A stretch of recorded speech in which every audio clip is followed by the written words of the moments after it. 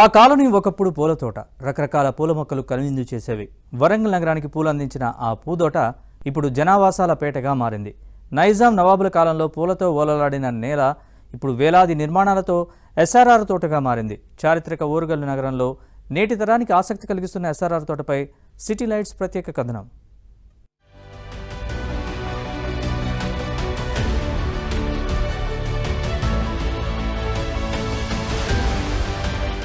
ఎటు చూసినా జనావాసాలే. ఇసుకేస్తే రాలనంతగా జనాలతో రద్దీగా ఉండే ఈ ప్రాంతం ఒకప్పుడు పూల తోటలకు నిలయంగా ఉండేది. నిజాం కాలంలో ఇక్కడ పొలాలు, పూల తోటలు, వాటికి నీరిచ్చే చెరువులుండేవి. ఈ ప్రాంతంలోనే ఆ కాలపు వారి కుటుంబాలకు చెందిన సిరంగి రాజారాం పూల తోట ఉండేది. సుమారు 20 ఎకరాలలో విస్తరించిన ఈ తోట చుట్టూ ఉర్సుగుట్ట వరకు పొలాలు ఉండేవి. పట్టణీకరణతో కాలక్రమేణా తోటలు అంతరించి ఫ్లాట్లుగా మారాయి. ఇలా నాటి సిరంగి రాజారాం తోట నేడు ఎస్ఆర్ఆర్ తోటగా మారింది.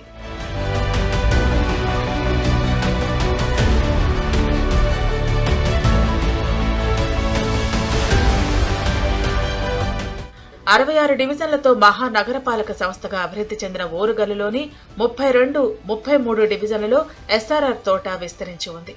ఈ ప్రాంతంలో సుమారు 6,000కు పైగా జనాభా నివసిస్తోంది. ఎస్ఆర్ఆర్ తోట పేరిట ఒక పట్టణ ఆరోగ్య కేంద్రం, ప్రభుత్వ పాఠశాలలు కూడా వచ్చాయి. 60 ఏళ్లు పైబడిన వ్యక్తులకు మినహా ఇప్పటి తరానికి ఇదంతా ఒకప్పటి పూల తోట అని తెలియదు. అందుకే ఈ కాలనీ గురించి తెలుసుకునే యువత అవ్వా అంటున్నారు. వరంగల్ నగరంలో ఎస్ఆర్ఆర్ తోటకు ఒక ప్రాధాన్యత ఉంది. గతంలో సిరంగి రాజారాం అనే అతను ఈ ప్రాంతంలో పూల చెట్లతోటి అనేక పండ్ల తోటలతో ఉండేది. దానికి వారసులుగా ఉండే సిరంగి రాజారాం అతనే వారసుడు.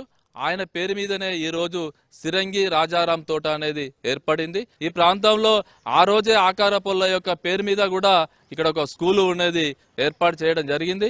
ఈరోజు స్కూలే కాకుండా హాస్పిటల్ కూడా ఎస్ఆర్ఆర్ తోట పేరు మీద ఒక అర్బన్ హెల్త్ సెంటర్ కూడా ఏర్పడడం జరిగింది. ఈ నగరంలోకే ఎస్ఆర్ఆర్ తోట ఒక ప్రాధాన్యత సంచరించుకునేది అనేది ఈరోజు వాస్తవం అని తెలియజేస్తున్నాం.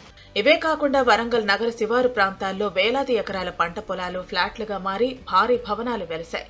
నగరీకరణలో భాగంగా దినదినాభివృద్ధి చెందుతున్న వరంగల్ చుట్టూ ఉన్న గ్రామాలను సైతం తనలో కలుపుకుంటోంది. మన ఇక్కడ పూల తోటలు, పండ్ల తోటలు ఇట్లా పెంచేవాడు. దాదాపు ఈ ఎస్ఆర్ఆర్ తోట అంతకు ముందుకు 30 ఎకరాలు కలిగి ఉండేది. దాంట్లో మొత్తం ఈ సువిశాలంగా ఉండేది. అతనికి పిల్లలు లేని కారణంగా ఆకారప వాళ్ళను దత్తత తీసుకున్నాడు. 10,000 పైన జనాభా కలిగి ఉన్నది. జనాభా సరిపోకపోవడం వల్ల దీన్ని 2 డివిజన్లుగా డివైడ్ చేశారు. ఇప్పుడు స్కూల్ ఉంది, 2 ప్రభుత్వ ఆసుపత్రులు ఉన్నాయి. ఇది ఏం కావాలన్నా కానీ ప్రతి ఒక్క సౌకర్యాలు ఇక్కడ అనువుగా ఉంటుంది.